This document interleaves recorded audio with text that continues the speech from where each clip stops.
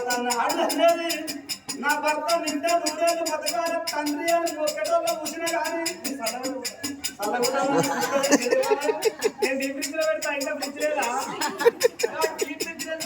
ఈ పుట్టలు గంట పోయి డీపిలో పెడతా అంటాను అరే కూల్ అవుతావు